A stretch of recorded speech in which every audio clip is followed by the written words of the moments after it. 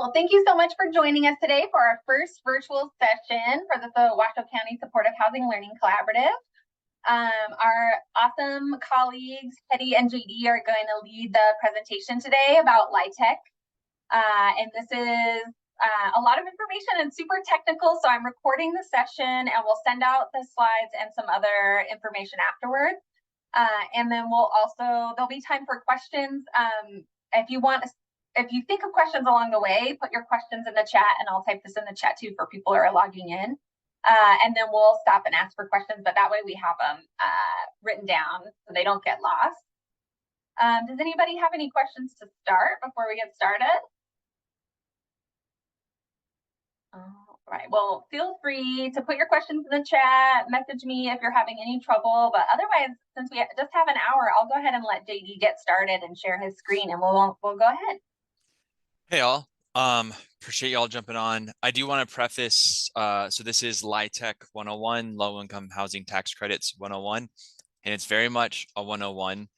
Tax credits are pretty complicated, and the goal of this presentation / the webinar for today is for you to have a better sense of what they are and how they work, so at least you have the right direction to move in if this is a tool that you want to pursue for a project that you have in mind.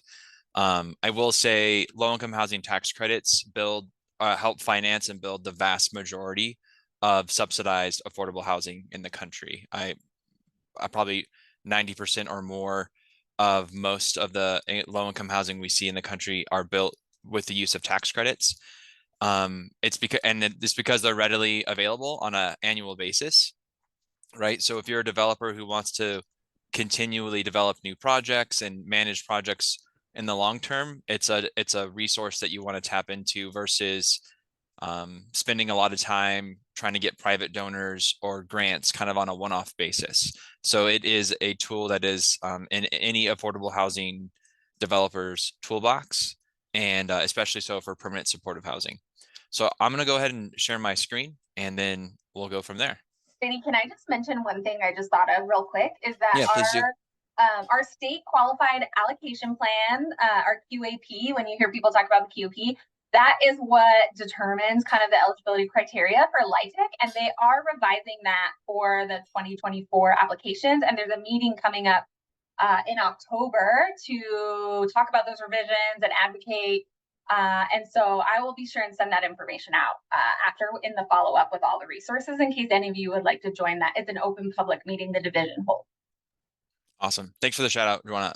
We're going to talk about that a little bit in this presentation, and it is a really, it's great for us to be involved in shaping the QAP because it essentially is how we would, when you apply for at least 9% tax credits, it's the criteria that your project gets scored on. So if we can shape what that scoring looks like, then we're able to make sure that good projects get those tax credits.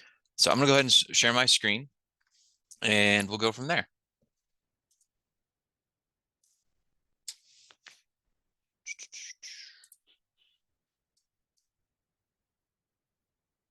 Are you able to share? Yeah, there we go. And then I'm going to do this. Can you all see that? Doesn't look like it's coming up. Hold on, give me 1 second. It's working now. What screen are you all seeing? It says LIHTC 101. Okay, perfect. That's what so you don't see the rest of my screen, just LIHTC 101? Yep, okay. All right, so LIHTC 101. So let's start first with the problem. And the problem with building affordable housing is it's really expensive to build housing. And most of the time, if you're building any kind of apartment complex, if you're going for a market rate project, you can generally rely on being able to raise 20% of equity. So just cash that you have for your project. And then based on the rents that you're going to collect, you can prove that your project will be able to pay enough debt that you can get the rest as a loan of some sort. So the debt servicing on a market rate project is much higher. So the need to raise money beforehand is lower. But for the projects that we all want to develop for permanent supportive housing, that equity debt ratio is much different. So especially for permanent supportive housing, we want to see as little debt as possible, and if possible, zero debt, because those projects are going to collect the lowest rents because they're for the most vulnerable, our most vulnerable community members who are going to pay as little as possible. And also we want some of the cash flow from the project to help fund really robust property management and potentially some of the supportive services that are available. So we have a little bit more of a challenge of getting this to pencil out than someone who can get some investors on board and then go to the bank for the rest of the funding, or go to a lender for the rest of the funding. And that is where, for the most part, low-income housing tax credits come into play. It is a tool that provides a tax incentive to construct and rehabilitate affordable rental housing for low-income households, because it's a tax credit that is used to invite and recruit investors into affordable housing development. And the basic workflow, or the basic flow of a tax credit, is they are federal level tax credits that for the most part are allocated per population to every state. The tax credits are administered by the housing division at the state of Nevada, for the state of Nevada, meaning that they're the ones who oversee the allocation process, and they also oversee the monitoring of any project that receives LIHTC. So from the housing division, those tax credits make their way into projects that developers are looking to develop. And then the developers use those tax credits to find investors in their project to get more equity into the financial stack, all the different funding sources they're bringing into the project. The next slide is going to explain all of that in more detail, but this is the broad flow of how tax credits get into an affordable housing project. And as you go, again, please drop questions in the chat and we'll come back to them. I want to make sure we cover as much as we can in the time that we have, but if something doesn't make sense, please drop it in the chat box and we'll move forward from there. All right, so what does this actually mean? Let's pretend we have an affordable housing developer who has a project that they want to get tax credits for so that they can build it. The first thing they're going to do is, there's a couple of different pathways, but the essential idea is that they submit their project to the housing division to receive low-income housing tax credits. If they're successful, the housing division would award low-income housing tax credits to the project. And then that means that the project owner will receive an annual amount each year for the first 10 years of the project. So they don't get all the tax credits up front. They are given a total award, but those are given into the project, delivered to the project on an annual basis for the first 10 years. So a project that is awarded $200,000 in LIHTC on an annual basis ultimately will receive $2 million in LIHTC over the 10 years of the project. So now the affordable housing developer has their LIHTC award. They know what kind of tax credits they have, the amount that they have. And then they now want to find an investor.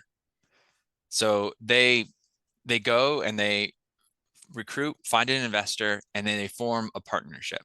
And this is really critical, is that the developer and the investor are going to be co-owners of this project for a certain period of time so that the tax credits make their way to the investor.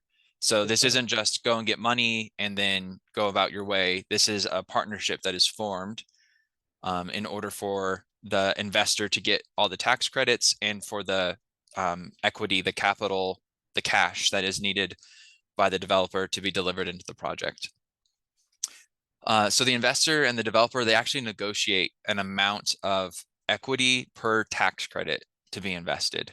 So just because you get a certain amount of tax credits, that doesn't equate to one-to-one for the amount of dollars or funding you're going to receive. You're going to negotiate a rate.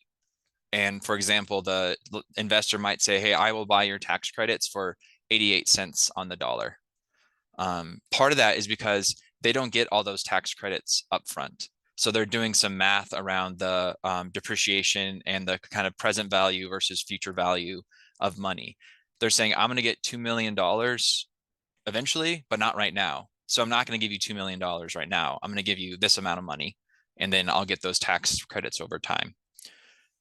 But they give the equity up front. They don't wait for that 10 years. They give the equity up front. So they land on a price, the investor buys those tax credits and then delivers the equity into the project in a series of installments while the project is being built.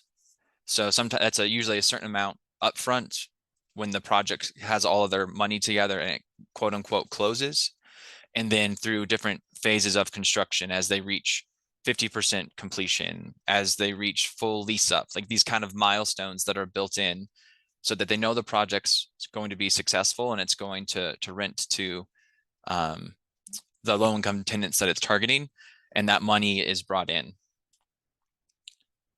So once the project is in service, it's completed and it's operating, folks are living there.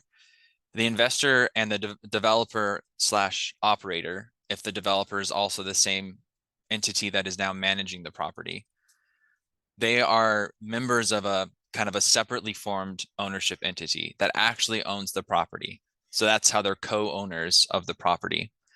And that stays in place for the first 15 years of the project. That's the compliance period for low-income housing tax credit projects that I'll talk about a little bit later. But while they're co-owners, and in fact, the investor owns usually 99.99% of the project, and the developer operator owns 0.01%. So even though those percentages are much different, the developer or operator manages the day-to-day. They run the property, they manage the property as if it's, and the investor is basically a silent partner. That the operator has to make sure that the project stays in compliance with the program rules, because if they don't, they can lose tax credits, and then they owe the investor money. So it's this process of ensuring that the project continues to operate and serve the population that it's supposed to serve. And then after 15 years, the investor exits the ownership entity. It's a really complicated process. That's more like a 201 or 301 level. But the basic idea is at year 15, there's a change in the ownership structure, and then the project continues to be affordable moving forward. DGD, it looks like there's a question. Yeah, what's the question? So, what types of taxes does the investor receive credit? So it's an income tax. It's a federal level income tax. Thanks. And it's a tax liability. So it's a tax credit. And it's also the largest pool of investors in low-income housing tax credits are actually banks. So it is they're trying to lower their taxable basically their taxable earnings from banks or from you can also have individual tax investors, but the most of them are institutional investors, oftentimes banks, who are trying to lower their taxable earnings, as well as they're trying to meet Community Reinvestment Act requirements of being a bank. So they're going to loan to projects in particular areas. All right, this part's complicated. I just wanted you to understand what the process is. Not going to test you on it by any means, but just wanted to for you all to see behind the curtain a little bit. But and more than happy to answer questions, follow up at any point. In order to get the credits though, right? So let's say you go through all this process to get the credits. What can you do with those credits? What the equity that you raise, what can it cover? And it can cover quite a bit. It can cover the acquisition and conversion of existing housing. It can cover new construction. You can use it in mixed use development in the sense of like it can be part of a capital stack for a project that has some commercial and some residential. And it also is able to be stacked in lots of different ways. So there could be projects that are just funded through the equity of tax credits. Some of them are going to have a variety of sources, a mortgage, grants, deferred loans, and then also tax credit equity. And then a big one is bond finance projects, which are essentially tax exempt financing, low interest debt that is delivered into the project, oftentimes through the state. So they are really flexible on how they can be used in terms of the different projects and different capital stacks that are used to bring the projects on. So this is what it can be used for. And if you get tax credits, there are some restrictions and requirements that come with the project. So there's income restrictions, and there's 3 basic options you can go for. Option 1 is that 20% of the units must be occupied by tenants with incomes at or below 50% AMI. Option 2 is that 40% of the units have to be occupied by tenants who are at or below 60% AMI, or a newer option that's kind of been ironed out over the last couple of years is option 3, in which you can rent to households up to 80% AMI, but as a whole, the average income of the tenants need to be at 60% AMI. So essentially what this means is you can have some folks up to 80%, but you need to have enough folks at lower AMI levels that average is brought down to 60. In practice, most projects that we see, at least in our community, are oftentimes 100% LIHTC projects. They're not mixing the two together, and that is primarily because you get less equity. If you have units on a project that are not LIHTC, you can't get tax credits for those units. So when someone's trying to build affordable housing, usually we see 100% of the units on the project are LIHTC affordable units, because they need that much equity to actually make the project pencil out. So even though these options are here, to some extent in practice, they're a bit arbitrary, because what we see most of the time is 100% dedicated projects. There are places where you see mixed use or mixed income. It is possible with the LIHTC. It is definitely more like a 201 or 301 level conversation though. And then once the project is built, you will have rent restrictions, and you actually agree to a certain kind of unit makeup. You'll say, we'll have this many units at 60% AMI, this many units at 30, this many units at 50. And that's important because that's part of your compliance. You bring a project forward and you say, this is how many units we're going to have, and these units will be at these income levels. And the rent restrictions are related to the income level and then the bedroom size of that unit. So that math gets a bit complicated, but this screenshot that I have over here is from a really handy tool that we'll share after the presentation from an organization called Novogradic. And you put in some information and they'll spit out the income levels to qualify, as well as the rent limits for different unit types and AMI levels. So for example, in 2023, a household of 2 people at 60% AMI, that they have to make be at or below $47,520 in their income. And then correspondingly, depending on if they're trying to get into a 1-bedroom or 2-bedroom, the rent that they could be charged would be capped here. If this household's renting a 1-bedroom, they would be capped at they wouldn't be required to pay more than a little bit over $1,100. If they're renting a 2-bedroom, they wouldn't be required to pay more than $1,300. Because the rent is supposed to be no more than 30% of their income. So the rent is capped there at an affordable amount, and as an owner of a LIHTC property, you cannot increase that rent unless the AMI levels are adjusted. You can increase it if you choose to on an annual basis as HUD releases the revised AMI levels for your community, but the rent will always stay 30% of that AMI level based on bedroom size. When it comes to permanent supportive housing, this is where you start to see the challenges, right? In permanent supportive housing, you're going to serve folks you're trying to serve folks that are often at the 30% AMI or lower. So you can see that the rent limits there are very low, and it's going to be really hard to cover your operating, pay your staff, and pay any debt you owe on the project at that low of rents, which again is why you want to have as little debt as possible, because these rents that you will be able to collect simply will not cover what they need to cover in order to pay a loan that you may have had taken out to build the project. And then the one last thing I will say, if all of you see this FMR, it stands for fair market rent. This is actually oftentimes what a housing choice voucher or a project-based voucher would be able to pay for a unit of that size. And then why that's interesting is if a LIHTC owner can take the full voucher amount, regardless of what the rent limit is on the unit.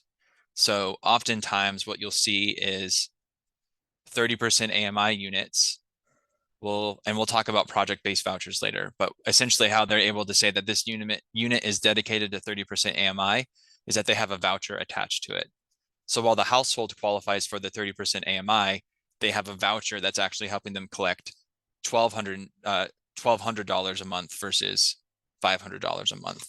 And they're able to make those projects pencil out. So that's a way that you can think about vouchers and housing choice vouchers and project-based vouchers, helping permanent supportive housing be more feasible.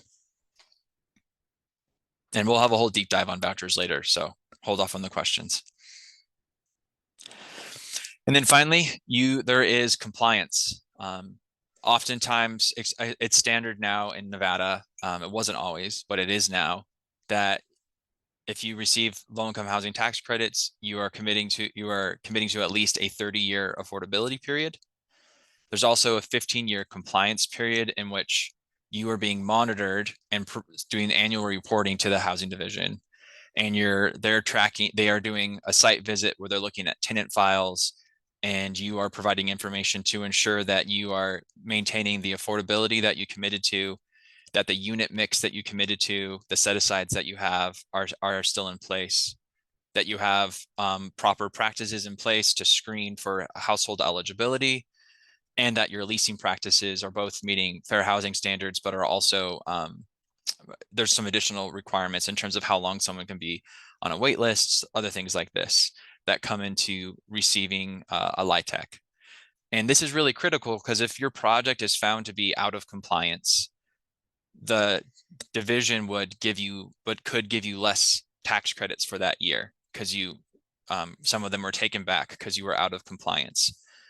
And then what that means is that the investor isn't going to get all the tax credits they thought they'd get. And then you, as the other member of that ownership structure, you will owe money to the investor. You have to make that investor whole because you didn't hold up your end of the bargain saying that we'll operate this project and it'll be compliant and you'll get all these tax credits. So not only do you lose tax credits, you are now liable to pay back the investor. So it's really important that you have a good team who knows how to run the property in compliance with the LIHTC program. And that, again, there's some resources we'll share at the end about compliance, but it's a bit of a deep dive otherwise.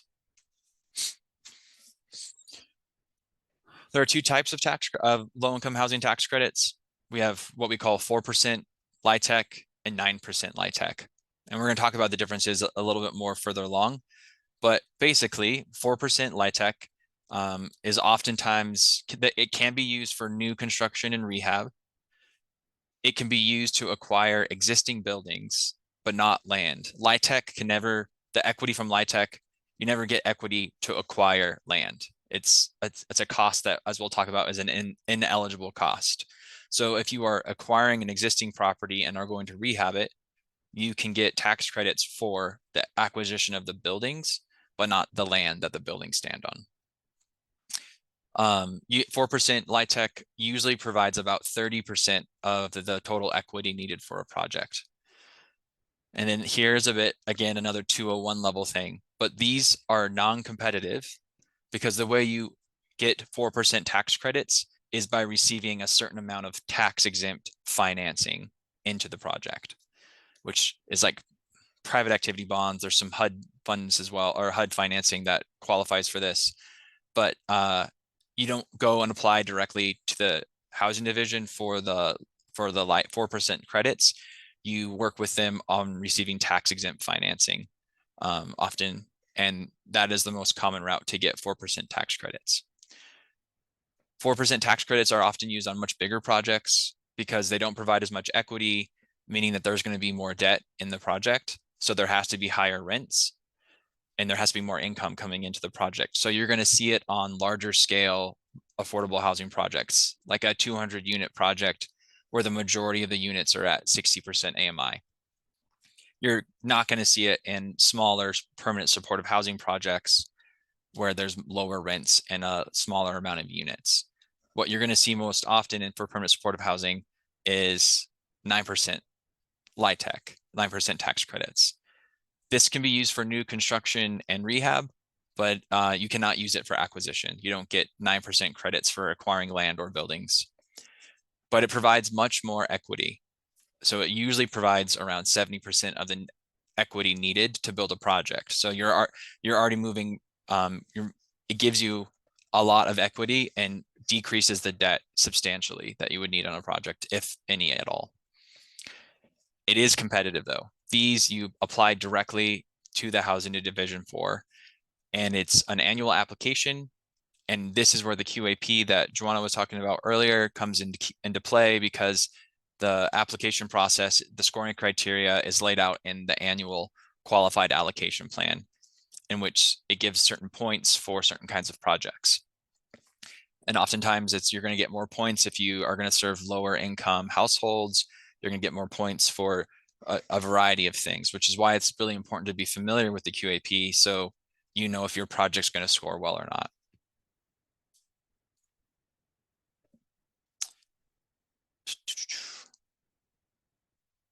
So at this point, I wanted to spend the rest of the time thinking through how to determine how much equity, how much investment you can get in your project through the tax credit process. So we're going to focus on some key determinations that you would want to think about in your project that would help you understand how much money, how much funding you could get if you were to pursue a LIHTC project. Before I do that though, I did want to pause. I know I've been going fast and it's dense. It's a dense topic. So are there any questions folks have or clarity needed before we move forward?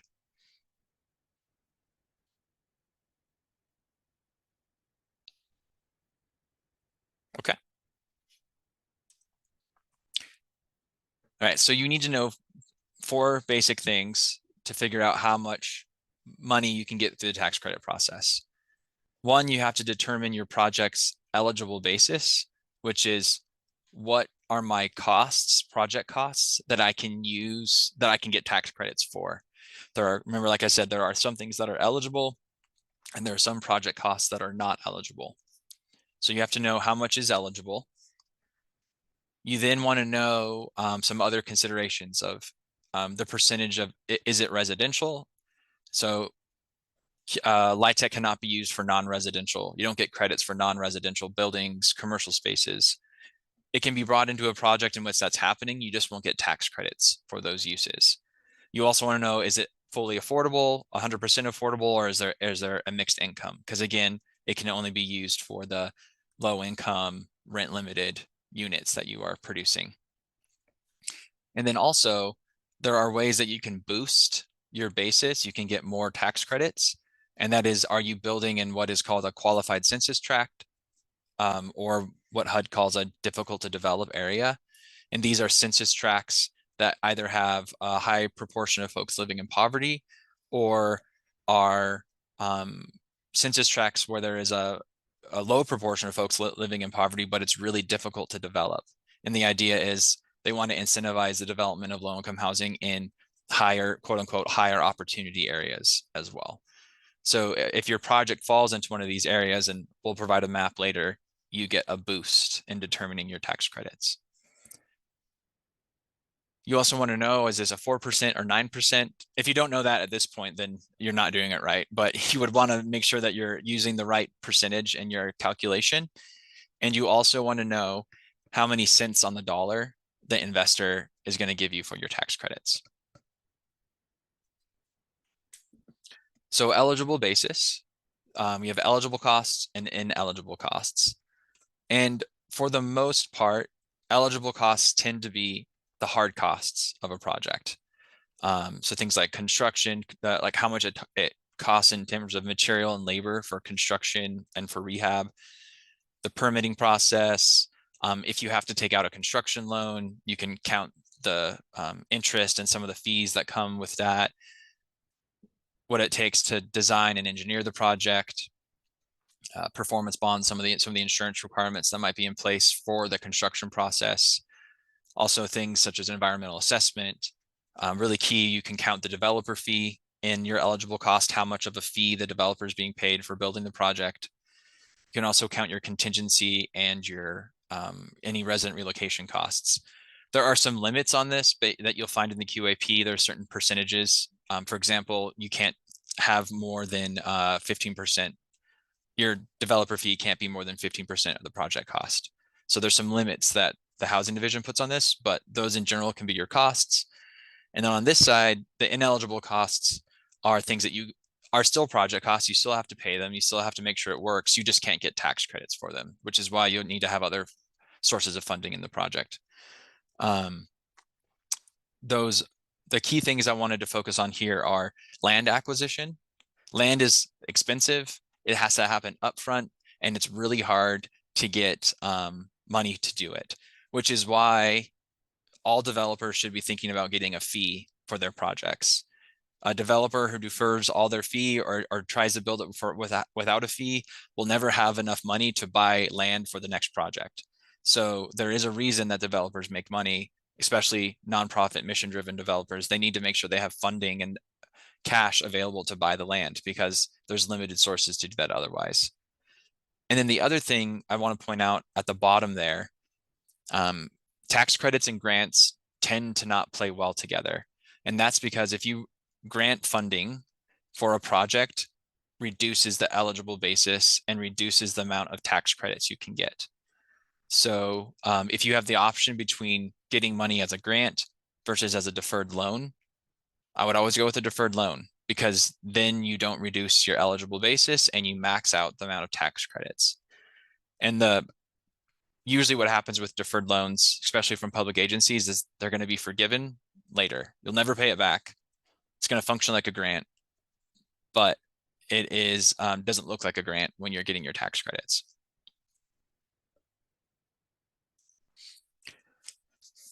So those are your costs. And then again, here we think about the eligible, you have your eligible basis. Now you need to think through, are there any market rate units that I need to deduct from that? Are there any non-residential units that I need to, or uses rather, that I need to deduct from that? And is my project in one of those areas where I can get a boost? Is it in a qualified census tract or a difficult to develop area? And once you know that, you can start doing some math. I tend to not be very good at math, so I use spreadsheets quite a bit, which is why if you're paying attention, you're going to notice some errors in the previous slides that were sent out beforehand. I definitely had to fix some of my math for the presentation that you see right now, and we'll send the new slides out afterwards. But let's say on this 4% project, you determine that you have 4.8 million in eligible basis. That's not your total project cost. That's just the costs in your project that are eligible for tax credits. You know that 100% of it's going to be residential, 100% of it's going to be affordable, so you don't have to reduce anything there. And you know that it happens to be in a qualified census tract. Well, you're going to boost that eligible basis by 30%. So, 4.8 million times 1.3, you have this increased eligible basis. Then you multiply that boosted amount by the credit rate by 4%. And what you come to is the annual credit amount. So on an annual basis, this project is eligible for just shy of 250,000 in tax credits. But remember, we get tax credits every year for the first 10 years. And you're going to want to know the total amount of tax credits you're eligible for, because that's how you get the investor interested. So you then multiply that by the 10 years, and what the total LIHTC award, the 4% LIHTC award that this project is eligible for, is just shy of 2.5 million. And then over here, you can see this, it's the same project, but it is a 9% project. And you can see here a 9% project in a QCT or a DDA with that boost. Oftentimes what you're going to find is that the total credits, the total credits you're eligible for end up being more than the eligible basis itself. So it is a really advantageous. Those are some things you want to line up. If you're trying to build a 9% project for permanent supportive housing, you want to be trying to build that in a QCT or a DDA, because that basis boost is going to give you some really needed equity. And you can also see the difference in terms of what a 4% tax credits versus 9% tax credits. There's substantially different amount of tax credits available.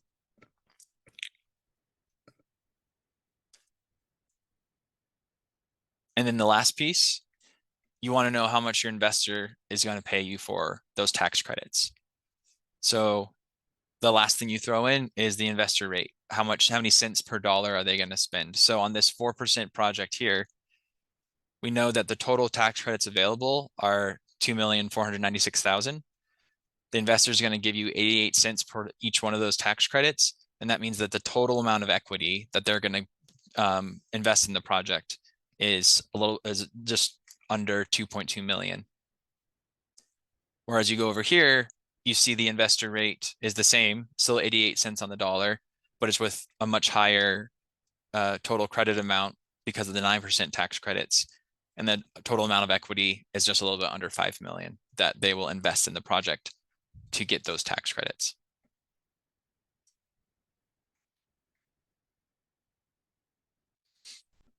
All right. So up next, we have some practice scenarios where we're going to ask you to do some maths with me as well.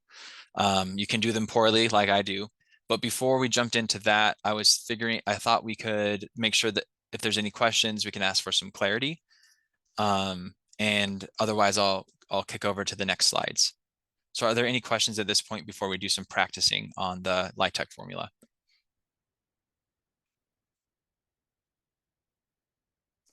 Hetty or Joanna, is there anything in the chat? Nothing new in the chat, but I do have a quick question, probably very naive. Everybody knows I'm not a developer, but I'm just curious about the investor rate. Is that like, what would be considered like a good investor rate? Does it change depending on who, or does it change depending on the kind of like market, or what does that look like? Yeah, I mean, it's kind of yes to all the above. I think usually you're seeing a conservative estimate when you're starting is you assume a minimum of 80 cents on the dollar. Mm-hmm. And if you can get close to 90 cents on the dollar, you're like, all right, this is a good deal. The thing that you're also going to see is investors will change the rates they're willing to invest depending on how quickly they have to give you the money. So they might say, hey, I'll give you all the money I'll give you 80 cents on the dollar and I'll give you all of it right now. Or they might say, I'll give you 85 cents on the dollar and I'll give you a third of it when you start the project, a third of it when you finish the project, and a third of it 5 years into the project. And the reason that they do that is they get the same amount of tax credits. They don't have to give as much money up front. And then as a developer, you have to say, okay, what is worth more to me? All the money right now at a lower amount or a higher amount spread over time. And oftentimes what you're going to see is like, well, if we don't have enough money right now, we can't build the project. So oftentimes you're going to go with whatever gets the money into the project as fast as possible, so that you can actually pay someone to construct it. Otherwise you won't have cash on hand to construct. So it's a lot of different considerations that go into it. But I would say you're thinking somewhere between 85 cents and 95 cents. 95 cents would be would be great, but it does depend on market conditions in terms of what investors are willing to spend. That's very helpful. Thank you so much. This is also, so it's the other thing I'd add here that's negotiated. And if any of you are like, this is super intimidating, there's a one of the reasons that the part of this process is there are kind of middlemen or these companies this is what they do. They connect LIHTC projects with investors. They're called syndicators. And they go, so what you want to work with a syndicator who's going to be doing having this conversation and these negotiations with investors. So there's this other party that comes in to really help navigate the space. They have existing relationships. They know that a certain investor is trying to find a LIHTC project in a certain area. So it's a key thing there to think about, that the developer doesn't necessarily directly negotiate with the investor. There's oftentimes that other party involved, which is why you can include syndication fees in your project costs. They're not part of eligible basis, but you can still include them in your project cost.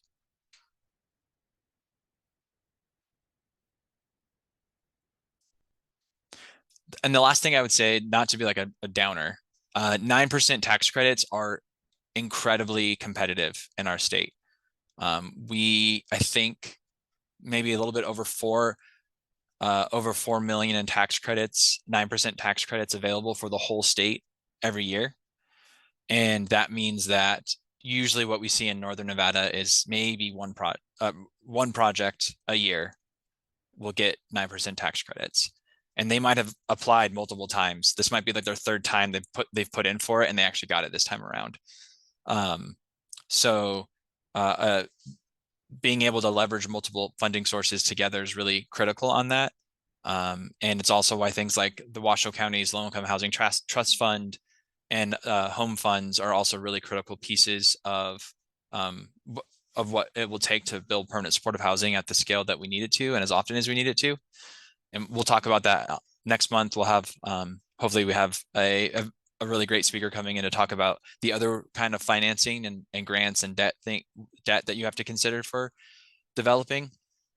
But usually any affordable housing project is going to start with looking at, can they get tax credits first? All right. I'm going to move into scenario 1 for all of you.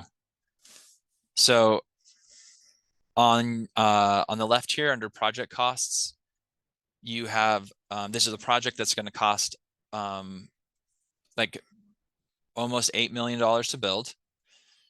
And you have a series of costs here. Some of them are eligible, some of them are ineligible for tax credits. And then over here, you have a 9% LIHTC. It's 9% project. It's 100% affordable. It's 100% residential. And you know that it's in a QCT. And you also have an investor or a tentative investor who would be willing to buy the credits at 87 cents on the dollar. So I want you to test yourselves and see what you come up with for the project's eligible basis. Like, what's the total tax credits what's the total amount of costs they can put tax credits towards? What is the total amount of tax credits they would receive? And then what is the total amount of equity or cash that could be raised through the tax credits?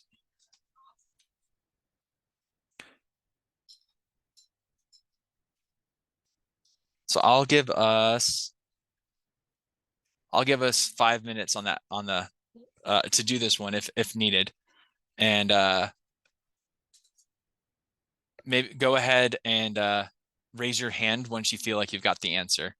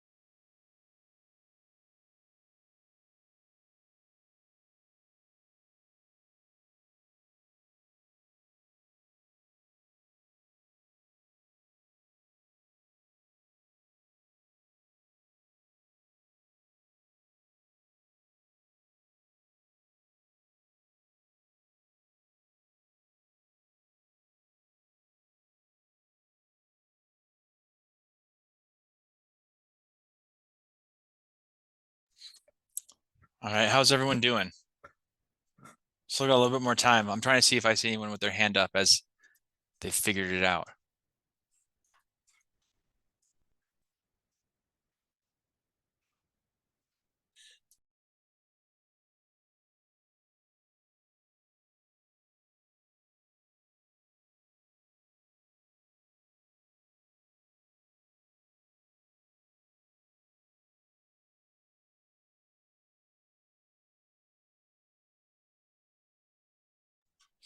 All right, Wendy, I can do a walkthrough on that. So I guess the first thing I want folks to a brave soul can tell me if they figured out what the eligible basis for this project is, based on what the walkthrough and the slides that we sent out for what's eligible and what's not eligible. Anyone want to take a guess?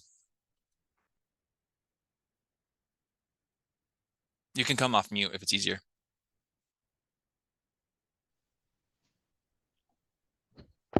Is it 5 million? Say it again, Roberta. Is it 5 million, just the construction? Close. Construction is eligible, but there are other costs here that are eligible as well. So there's 3 costs here that are not eligible. Land acquisition, so you would subtract the million from the total. Offsite improvements are not eligible, and the lease up reserves are not eligible. So the total is, I think Mara is correct, it's 6.5 is the eligible basis that you have on the project. Now, so then you would then run it through some of the considerations. You would take that 6.5 and you know that it's 100% affordable. You know that it's 100% residential, so you don't need to reduce it. And you know that it's in a QCT, so it's going to get that boost. So you would take the 6.5, you would multiply it by 1.3. And I actually can't remember what that is off the top of my head. Once you have that boosted amount, you would then multiply it by 9%. And that's going to give you your annual amount of credits. But I'm actually asking for the total amount. So you would need to take that annual amount, multiply it by 10, and then you'd have your total. And does anyone want to guess on the total before I drop it in the chat?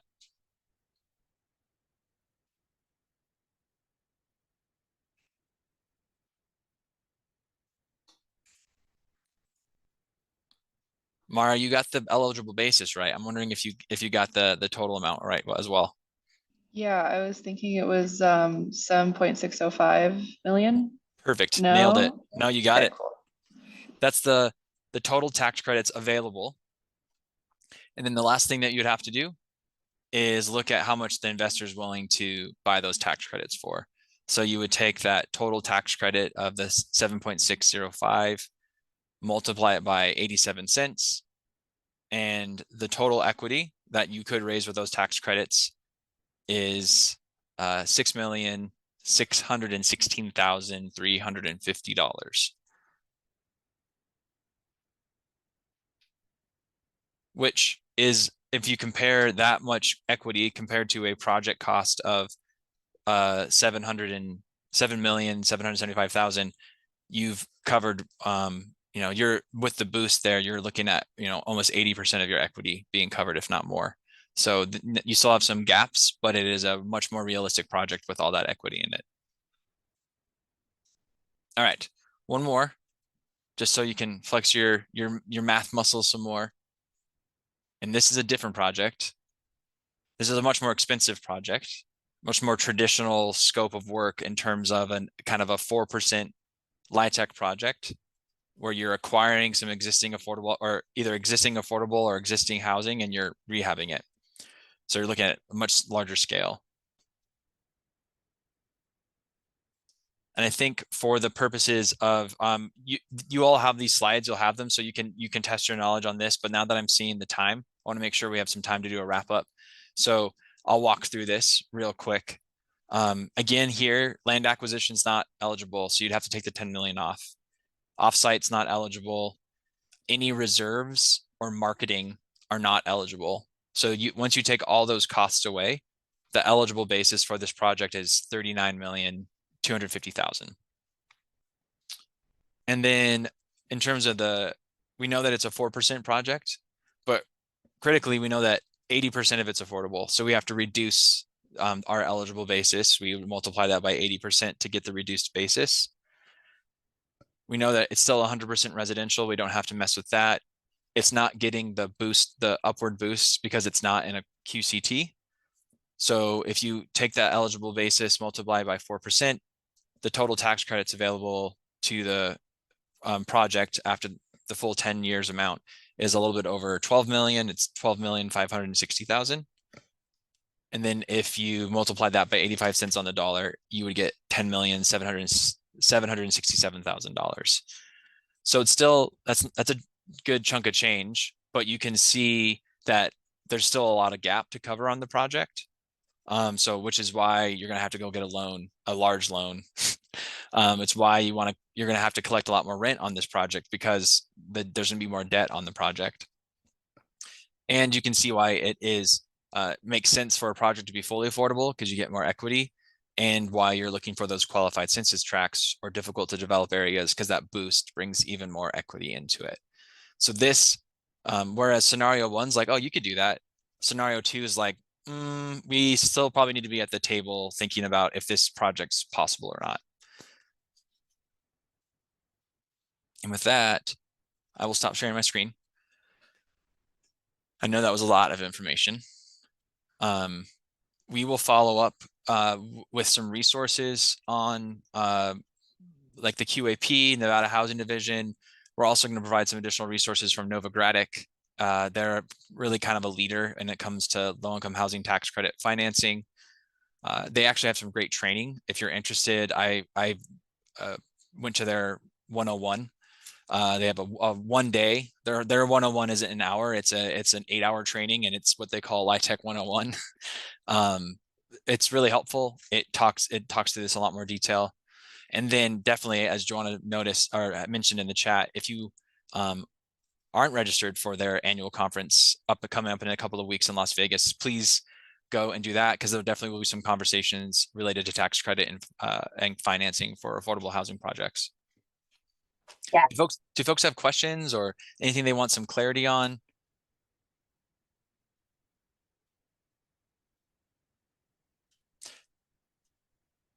Awesome. Too much technical information. Everyone's brains are just wheels are turning. I would say I'm definitely not an expert on this. I think I know enough to like understand the process and be able to make decisions based off that. But if you're looking for some real expert help, I know some folks on this call have already worked with them, but Praxis is a consulting company based out of Reno, and they do the financing for, I would say, the vast majority of affordable housing projects. They're the ones figuring a lot of this stuff out. So if you see this and you're like, I might need some additional help, I would definitely send you Praxis's way. And then I see, so sorry if I say your name incorrectly, Panna? We have That's a fine. question. Okay. Overlay vouchers on both yes, you can use vouchers on both 4% and 9%. And I should say, if you are able to secure project-based vouchers before you build, like before you close on financing, you can actually include the higher rent in your projections, which will help you attract more equity. But either way, even if you've already built it, it's a great idea for someone who's operating low-income housing to accept vouchers, because you get to collect higher rent. So someone who's coming to your property with the voucher, you'll get the full voucher amount, regardless of what the income limit is. Sorry, the rent limit is on that unit. Awesome. If you want to nerd out, you can also, they're called twinning. You can use 4% and 9% in the same project. There's all kinds of fun, weird things you can do, but it just means the more you know about tax credits, the more flexible and creative you can be with them.